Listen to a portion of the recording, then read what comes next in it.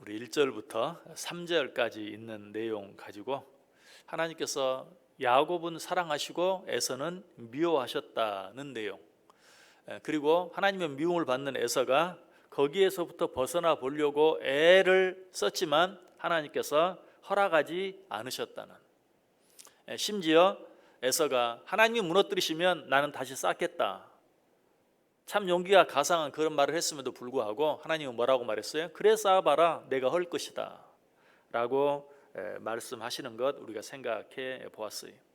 그런 내용들을 가지고 우리가 어떤 결론 내렸습니까?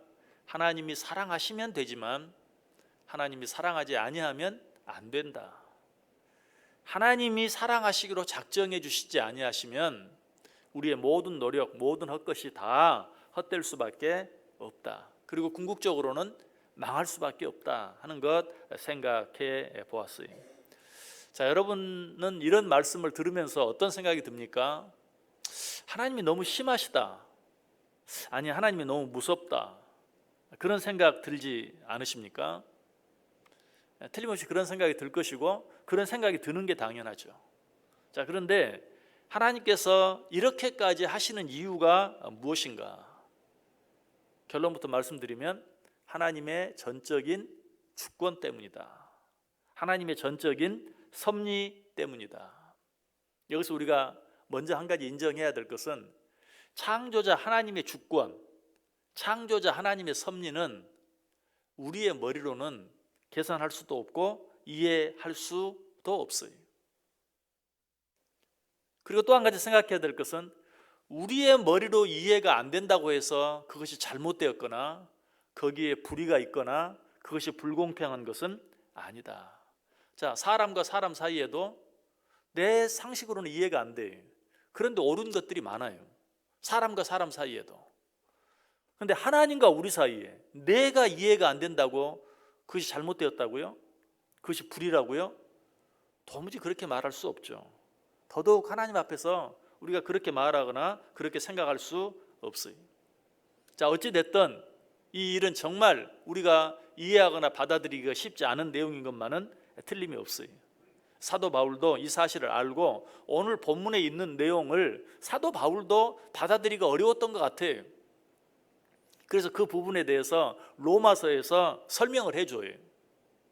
자, 로마서를 한번 펴보시기를 바랍니다. 로마서를 펴놓고 이 말씀을 잠깐 생각하겠습니다. 로마서 9장, 로마서 9장 읽은 다음에도 덮지 마시고 그대로 펴놓으시길 바랍니다. 로마서 9장 13절, 로마서 9장 13절. 자, 제가 읽어볼게요. 기록된 바 내가 야곱은 사랑하고 에서는 미워하였다 하심과 같으니라. 자, 오늘 본문에 있는 말씀을 사도 바울이 인용하고 있죠. 그리고 곧바로 뭐라고 말합니까? 14절에서 그런즉 우리가 무슨 말하리요? 하나님께 불의가 있느냐? 그럴 수 없느니라. 왜 야곱만 사랑해요? 왜 에서는 괜히 미워해요? 네가 그렇게 말할 수 있느냐? 아니다, 그럴 수 없다라고 말하고 있어요. 그러면서 이번에는 하나님께서 모세에게 하신 말씀을 인용합니다.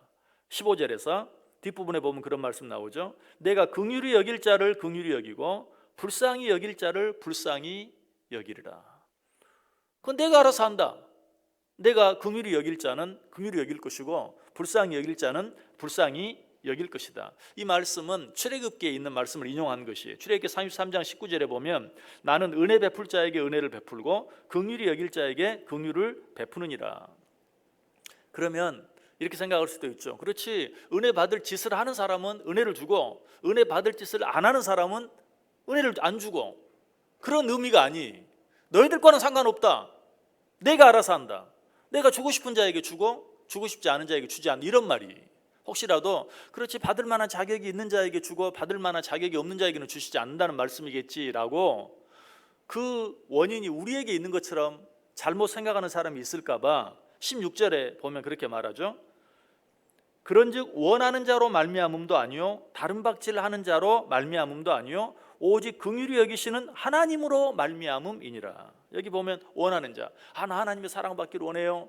원한다고 되는 것도 아니고, 다른 박질을 하는 자, 열심히 애쓰는 자, 그렇다고 되는 것도 아니고, 오직 누가 긍휼히 여기시는 하나님으로 말미암음이니라. 이니라. 그리고 나서 바울 사도는 하나님께서 바로에게 하신 말씀을 다시 인용해 17절에 성경이 바로에게 이르시되 내가 이 일을 위하여 너를 세웠으니 곧 너로 말미암아 내 능력을 보이고 내 이름이 온 땅에 전파되게 하려 함이라 하셨으니, 여기서 보면 조금 이해가 될 듯 하는 내용이 나와요. 하나님이 왜 바로를 세웠는가? 왜 바로를 세워서 모세를 대적하고 하나님을 대적하게 했는가? 모세가 이스라엘 백성들 출애굽하려고 할 때 어때요? 바로의 마음을 완화하게 만들었잖아요. 그래서 10가지 재앙을 내리게 만들었잖아요. 결국은 홍해가 갈라지는 기적도 행하게 됐잖아요. 왜 그렇게 했는가? 하나님이 뭐라고 말해요? 내 능력 보이려고 그랬다. 10가지 재앙을 통해서 바로가 아유 그렇게 하십시오, 너희들 가라 그랬으면 10가지 재앙을 볼 수가 없었죠. 또 보낸 다음에 아유 이제 보냈으니까 잊어버리자 했더라면 홍해가 갈라지는 기적을 보지 못했겠죠.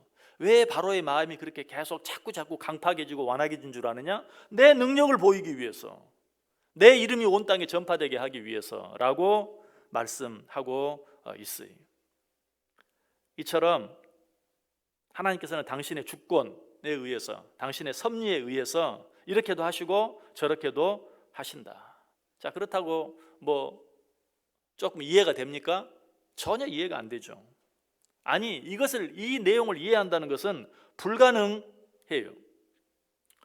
방금 말씀드린 바로가 그 마음이 완악해지도록, 그래서 결국은 저주받을 수밖에 없도록 만드신 분이 하나님이시다라는 사실은 이해가 되지 않아요.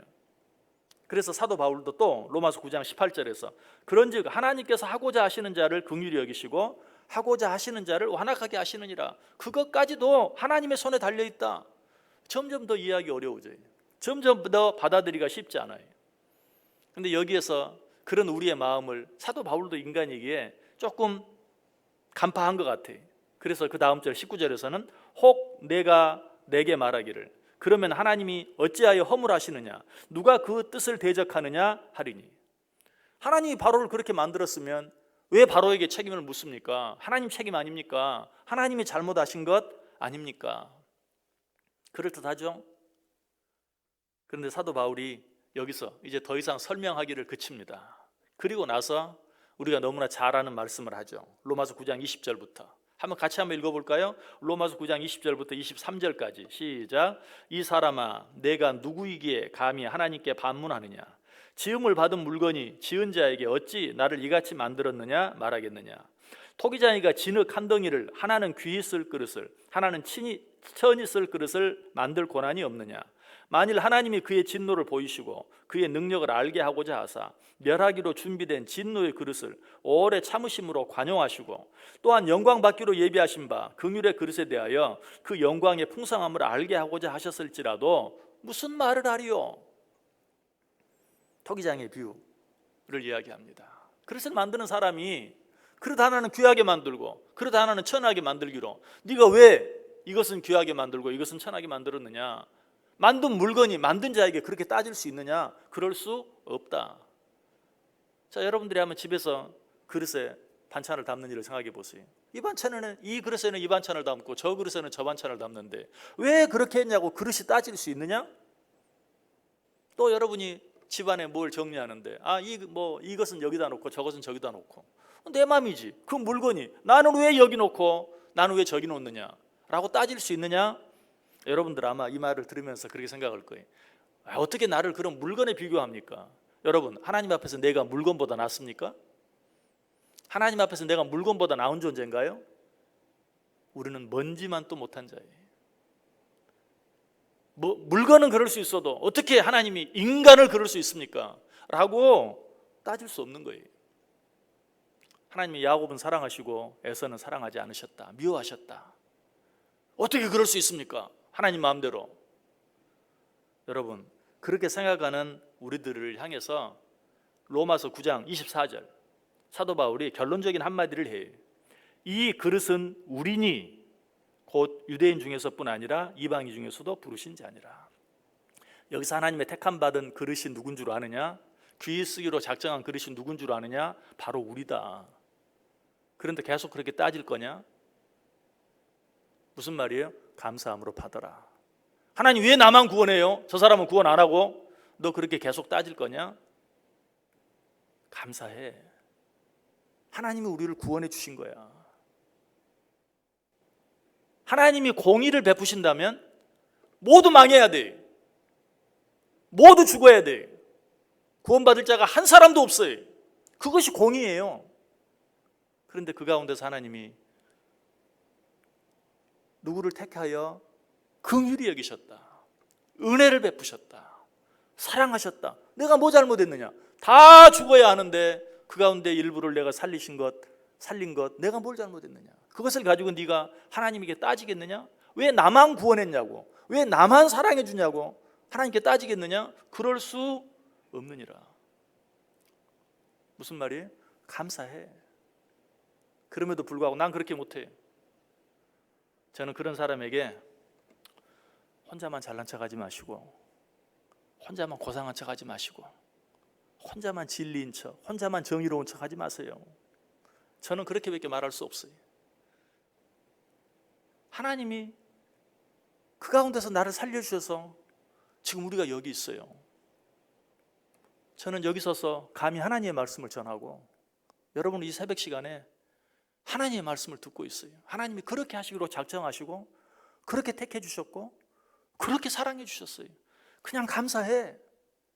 감사함으로 받아. 저는 분명히 믿어요.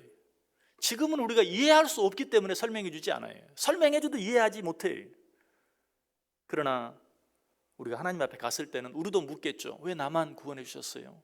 그때는 하나님 우리에게 말씀해 주실 것이고, 그 말씀이 그때는 이해가 될 것이, 우리가 영화롭게 되어서 하나님과 같이 영화로운 존재가 되어서 하나님이 왜 그렇게 하셨는지 우리가 이해할 수 있을 것이, 지금은 이해할 수 없어요. 그래서 말하지 않아요. 우리가 자녀를 키우면서도 다 말해주지 않아요. 커보면 알아. 지금은 그냥 시키는 대로 해. 우리가 우리 자녀보다 얼마나 잘났습니까? 거기서 거기에요. 자녀들이 어린 것 같아도 더 똑똑한 부분이 많아요. 그래도 아직 이해 못하는 부분이 있어요. 하물며 하나님의 뜻을 우리가 어떻게 다 이해하겠어요? 나중에는 알게 돼요. 지금은 어떻게 해야 돼요? 감사해야 돼요. 죽을 수밖에 없는 나를 사랑해 주시고 구원해 주시고 택해 주시고 은혜 베풀어 주시고 긍휼을 베풀어 주시고 감사합니다.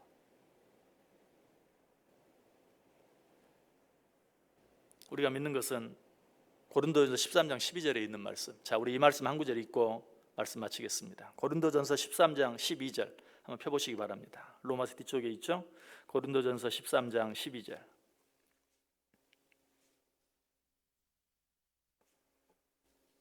고린도전서 13장 12절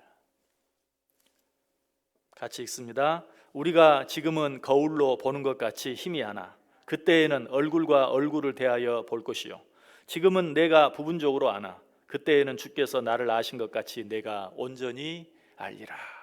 아멘. 하나님이 설명해 주기 싫어서가 아니라, 우리를 무시해서가 아니라, 지금은 알 수 없기 때문에, 지금은 거울과 거울을 보는 것처럼 희미하지만, 요즘은 이 말이 잘 이해가 안 돼요. 거울이 너무 좋아서. 그러나 옛날 돌거울, 정말 부잣집 왕 궁궐에 가야 구리거울, 그게 좀 희미해. 아, 이렇게 생겼구나, 윤곽만 보여요. 지금은 그렇게 거울로 보는 것처럼 희미하지만 나중에는 얼굴과 얼굴을 대해 보는 것처럼 하나님이 왜 그렇게 하셨는지, 우리로서는 도무지 이해할 수 없는, 긍휼히 여길 자를 긍휼히 여기고 은혜 베풀 자에게 은혜 베풀고 누구를 사랑하고 누구는 미워하고 왜 그렇게 하셨는지 확실하게 알게 될 것이다. 우리는 이 사실 하나님께 맡기고 우리는 어떻게 하면 돼요? 감사하며 살면 돼요. 기쁘게 살면 돼요. 하나님께 찬송하며 살면 돼요. 오늘 하루 그런 하루 되어질 수 있기를 간절히 소원합니다. 기도하겠습니다.